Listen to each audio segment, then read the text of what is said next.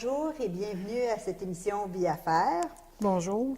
Aujourd'hui, on vous parle encore de notre événement Devenez votre propre coach, mais on vous raconte, Ginette et moi, des expériences personnelles qui nous ont amenés à ce qu'on enseigne maintenant, qui nous ont aidés à sortir de situations extrêmement difficiles. Ça va-tu être long, Daniel? Ça pourrait être très long. Ça pourrait être très long, mais on va résumer. On va résumer. Oui. Effectivement. Alors, je peux vous parler de mon expérience. Moi, j'ai eu une vie qui était quand même assez difficile parce que je pense que j'ai hérité de croyances qui dataient d'avant ma naissance, mais disons qu'avec la naissance, ça ne s'est pas amélioré, les croyances se sont renforcées ou ajoutées.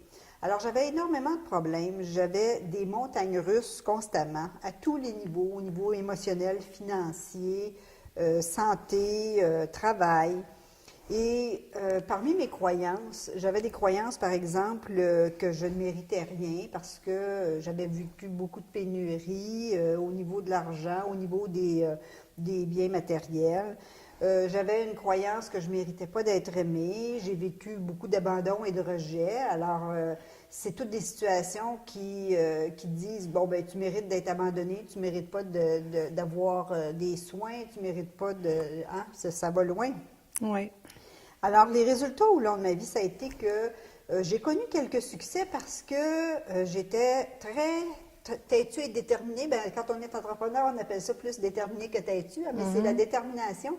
J'avais une détermination à toute épreuve de réussir et je réussissais, mais c'était toujours suivi d'un désastre. Il se produisait toujours un événement supposément inattendu qu'on appelle, mais finalement, on sait pourquoi. Tu avais une grosse montée, puis ça redescendait. Oui, Tu étais au même c'est point que quelques années avant. Oui, oui. Il y a même des gens qui me connaissent qui pensent que c'est encore comme ça ou que c'est sur le point, là.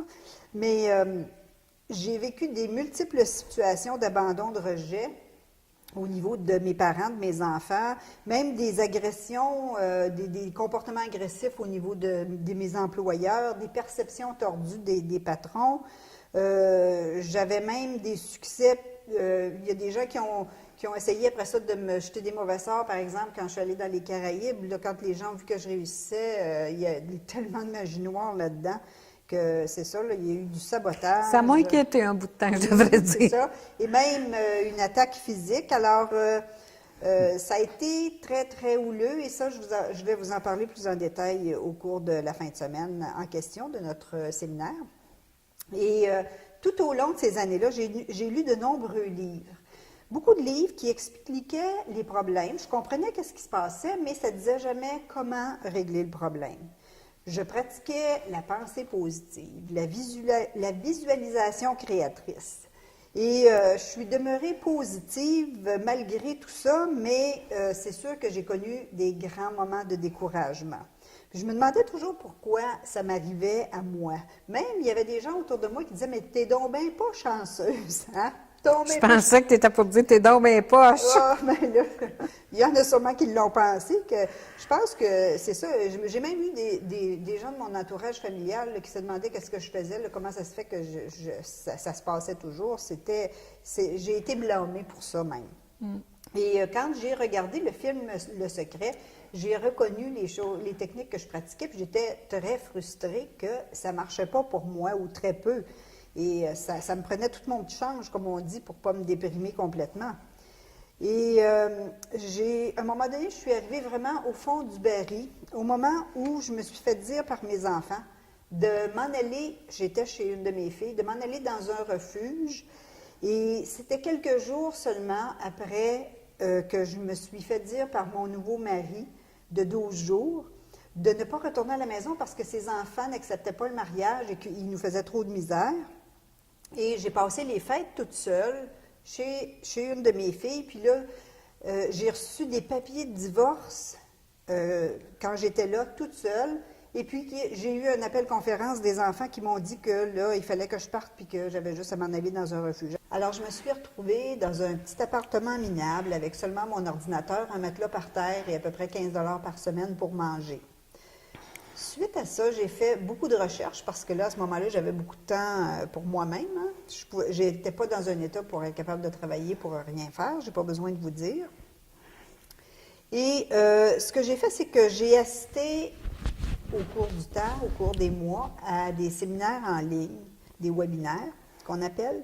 Et j'ai eu la chance, comme on sait, c'est de la synchronicité, là, il n'y a pas de hasard, de tomber sur des présentations de gens de qualité, par exemple, Dr. Bruce Lipton, Rob Williams et Greg Braden. Et j'ai commencé à faire certains des exercices qu'ils nous suggéraient. Et j'ai commencé avec moins d'une dizaine de croyances qui portaient surtout sur l'abandon, le rejet, la valeur personnelle, mériter d'être aimé, etc., l'abondance aussi.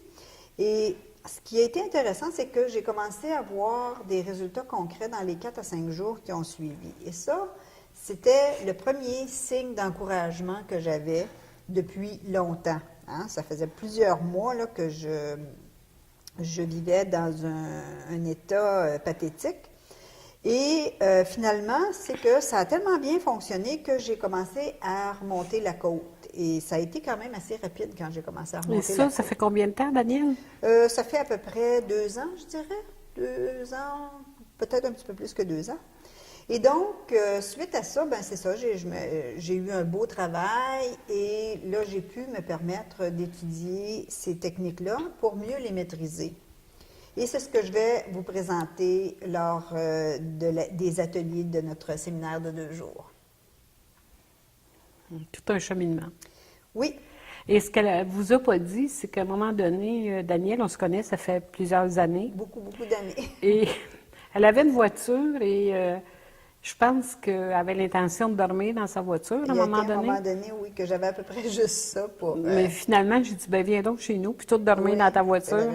C'est vrai. Alors, il y a eu beaucoup de montagnes russes. Ouais. Beaucoup de montagnes russes. C'est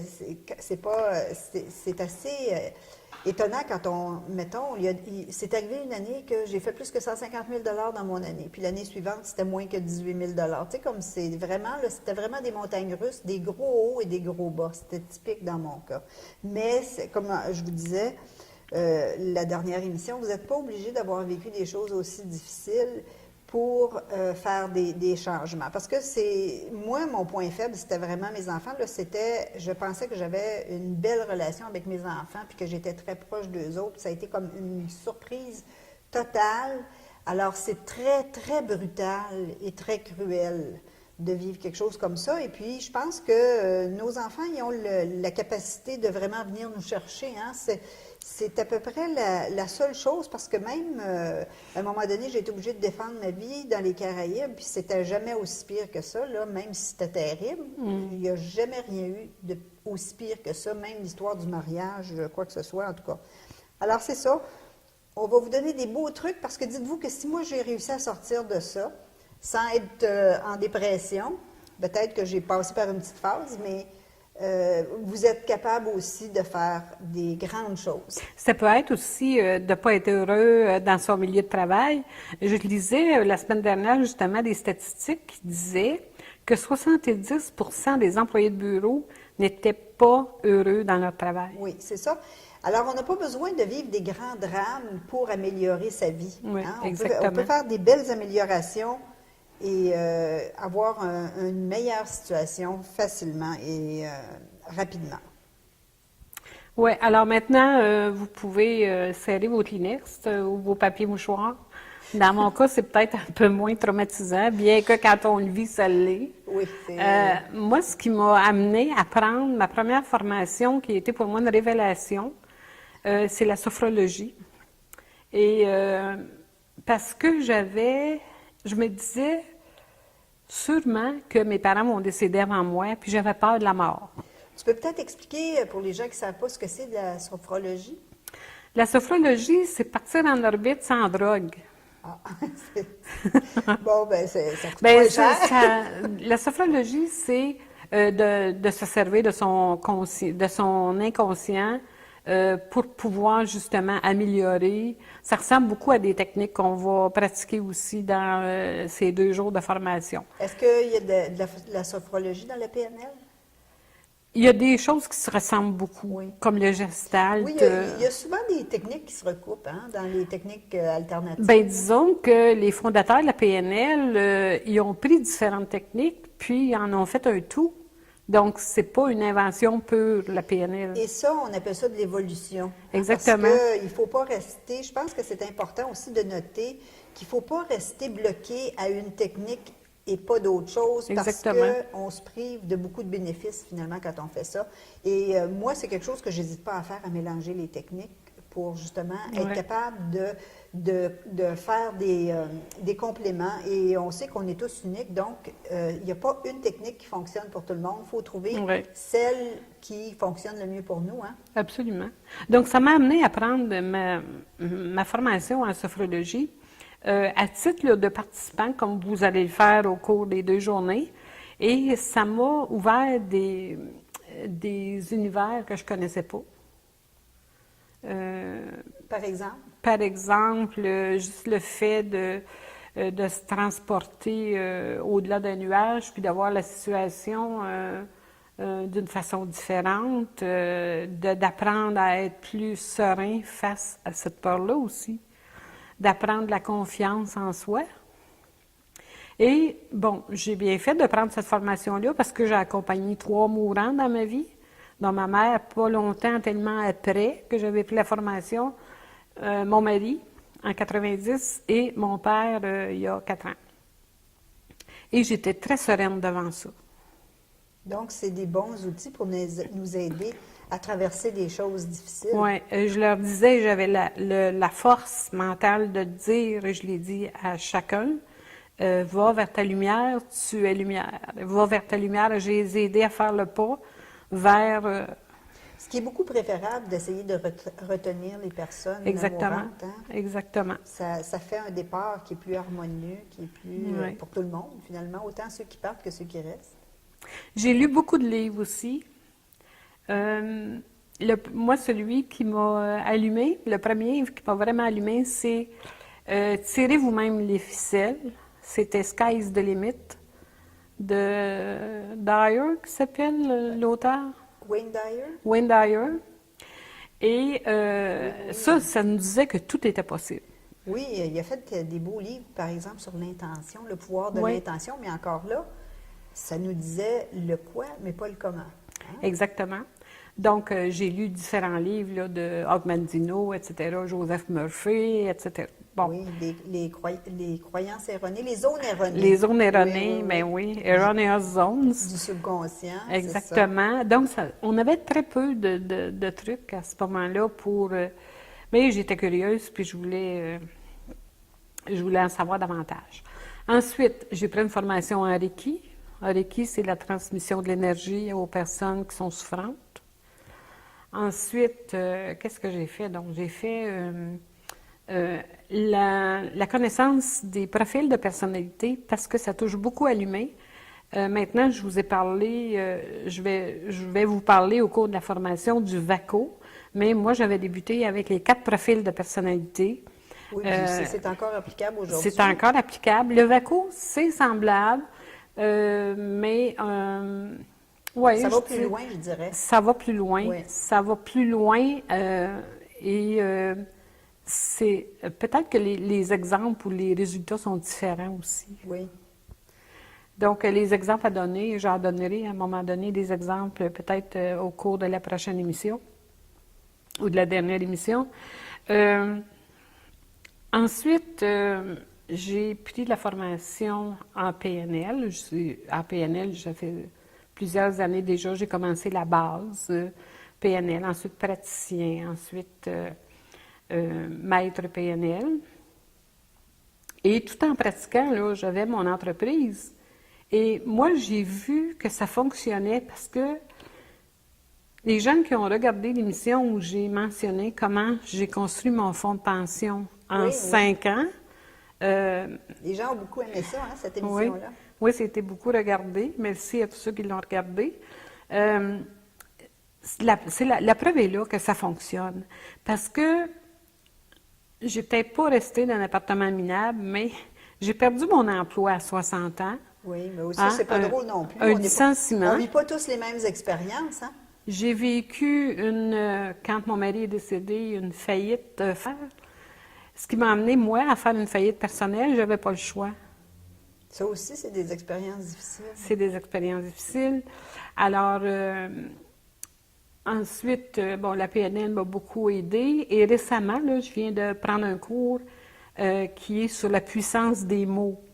Alors, tu vois, la communication, la façon de parler aux gens, le vocabulaire, la puissance des mots, je suis façonnée par ça. Je suis façonnée par le cerveau humain aussi. Oui, c'est fascinant, certain. Le cerveau, puis Daniel, à un moment donné, ben Daniel est homéopathe, là.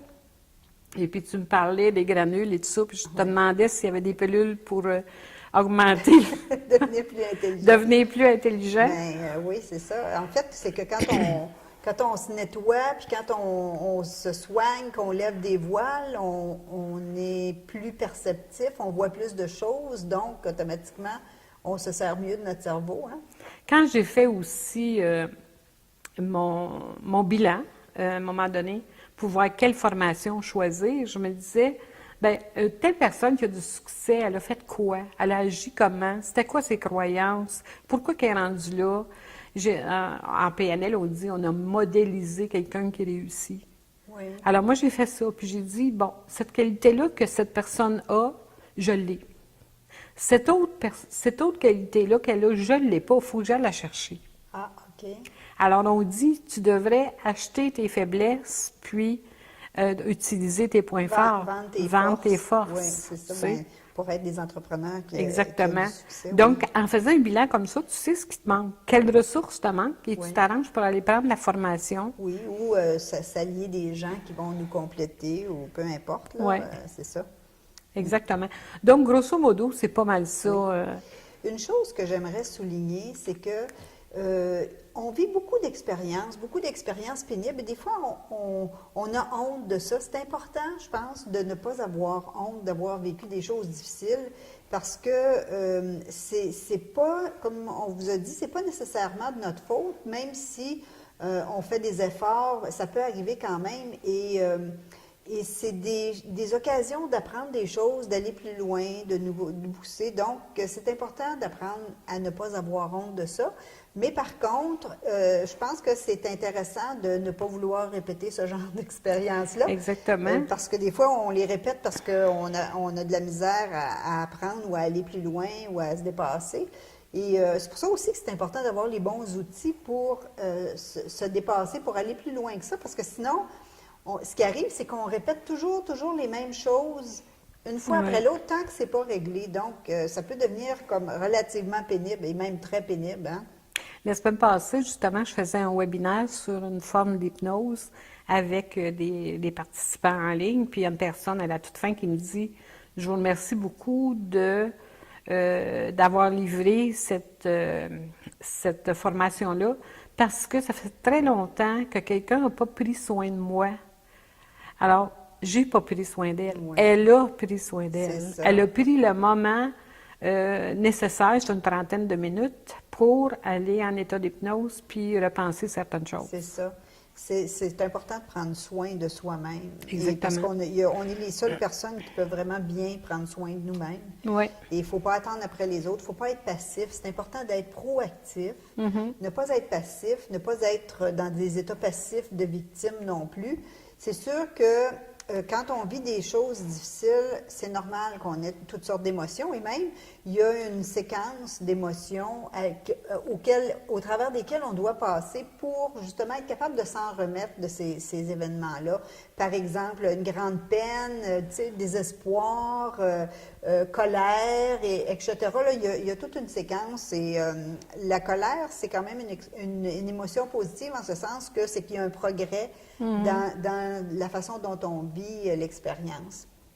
Alors, on va aussi couvrir ça, les émotions, mais on va en parler dans une prochaine émission. Ce qui va venir aussi, c'est au niveau de ces 2 journées-là, avec ma participation, puis avec la tienne aussi, c'est de se prendre là, en main qu'est-ce qu'on vit présentement pour aller vers un état désiré et durable. Oui, c'est ça, parce que on n'est pas non plus obligé de tous être millionnaires avec une maison sur le dessus du Mont-Royal pour être heureux. C'est chacun Chacun a ses expériences, Chacun ses désirs. absolument. Oui. Puis ça peut être justement de prendre une retraite tranquille, ça peut être De rencontrer l'amour, ça quel, peut être... quel de- montant d'argent on a besoin. ça, Il faut c'est le ça. calculer ce qu'on a besoin. Oui, ça peut être de vivre à la campagne, ça peut être de vivre à la ville, ça Ouais. peut prendre toutes sortes de formes. Et l'idée, c'est de ne pas essayer de copier les autres, c'est de vraiment trouver qu'est-ce que Pour soi-même être bien. on veut, qu'est-ce qui va Pour nous être rendre bien. heureux, qu'est-ce qui va nous rendre bien. Moi, je peux vous dire qu'à chaque jour, je peux me dire, en me regardant dans le miroir, Ginette, tu es heureuse aujourd'hui. Tu connais du bonheur parce que tu te connais. Oui, c'est ça. Et chaque matin, on peut décider de passer une belle journée. Ouais. Hein, c'est souvent des décisions qu'on prend. Au lieu de se laisser dominer par des émotions négatives, on peut décider de renverser la situation. Et quand on a les outils nécessaires, c'est facile à faire. C'est Socrate qui disait, connais-toi toi-même et tu connaîtras l'univers et les dieux. Oui, ça, puis ça date, ça. Hein? Ça date. Je l'ai pas connu. Alors, on vous rappelle que vous trouverez plus d'informations concernant notre séminaire de 2 jours à l'adresse qui apparaît dans le bas de l'écran et que vous avez encore la possibilité de profiter du prix spécial jusqu'au 15 juillet. Et c'est sur devenezvotreproprecoach.com. Et à la prochaine émission du 14 juillet, on va vous parler de la journée 2, des ateliers qu'on va donner au cours de la journée 2. Et on va vous parler, entre autres, de l'intuition, de la synchronicité, de la santé, des émotions. Et on va parler des techniques qu'on utilise des techniques aussi. qu'on utilise, c'est ça. Ouais. Alors, n'hésitez pas à cliquer sur notre bouton j'aime de la page Facebook S'entreprendre Média et de nous laisser vos commentaires, questions et suggestions. Est-ce que tu as une citation pour nous, Gina? Bien, je vous ai donné celle de Socrate. C'est vrai, là, voilà. celle de Socrate. Alors, merci beaucoup et à la prochaine. À la prochaine.